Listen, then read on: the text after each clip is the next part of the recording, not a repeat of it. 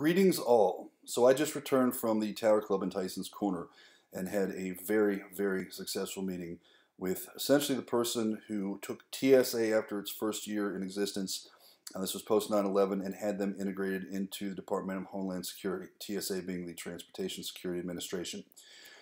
TSA is responsible for more than a lot of people realize. It's not just checkpoints at airports and such.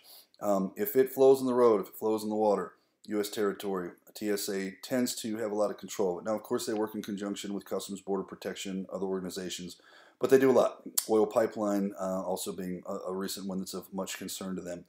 Cutting to the chase, the thing you want to have next to a contract is what's called a seat at the table. Seat at the table means you are responsible for the strategic guidelines and essentially creation of subtasks under a contract. So you steer where the project and tasks and work are going to go for a 5-year, 10-year period. We have been asked to come in and define the cybersecurity policy and procedures for TSA moving forward for the next decade. And this is a very big deal. Again, the Tower Club, for those of you who don't know, is where big deals get done. You have to be invited. You have to be a member. I'm not a member, so that tells you I was invited. It's a very, very awesome conversation. Our tool CyberScan is of keen interest to them as well because of the ability to, on demand, anywhere in the world, scan a publicly facing IP address. And with the amount of IoTs and things that they have evolving, it's a big deal. They also have created an interesting GPS satellite network. I know there's some blockchain projects out there that are trying to do sentinels and tracking and thing, and I had stated earlier that probably wasn't going to happen inside the government other than at a pilot level because the government had its own thing, and they do. And they've gone to create multi-factor authentication type things for tracking where the vehicle is.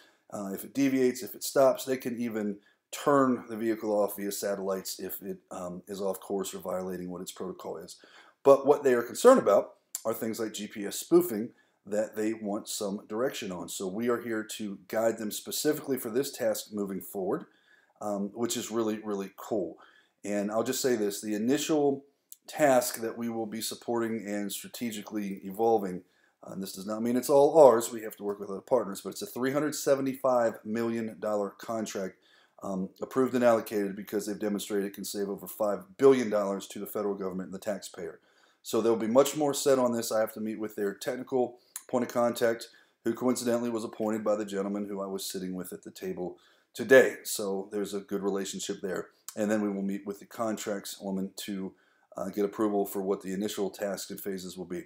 But this is very, very exciting, and this should lead to something very, very big. I want to switch gears for a minute. My goal goes way beyond Binance. My goal is NASDAQ. My friend Chris Enzi is CEO of Riot Blockchain. They're on NASDAQ. To my knowledge, they're the only blockchain company on NASDAQ. And I love what Riot Blockchain does. I think we have something much bigger.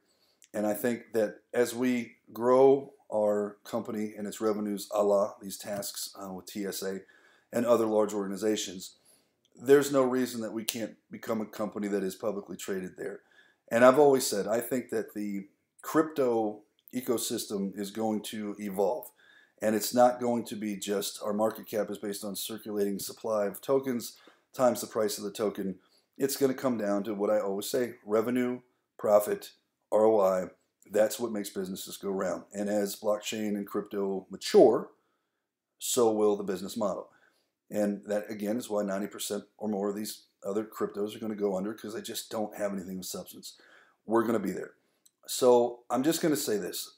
Some of what we're doing exchange-wise is on us. We're trying to negotiate the best possible deal for us. Some of this at this level is on the exchange, just waiting to see what they're going to do and what their final response is. This is a negotiation. So please don't think it's just a matter of me snapping my fingers and tomorrow we're on exchange. It's not like that. This is a priority. But I will say this. Look you dead in the eye when I say it. I'm not building a company for any of you that are only here to flip for a 2x, 3x on the first day and get out. I'm not. I appreciate your support that you bought tokens, but I'm here for the stakeholder that wants in for the long haul. I'm here to believe that as this grows from a $400 billion market cap to $10 trillion, that a company like us that does things the right way can also go up 25 times in value. I want to be a household name.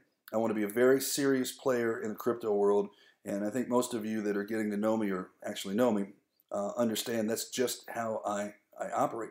I'm in it to win it.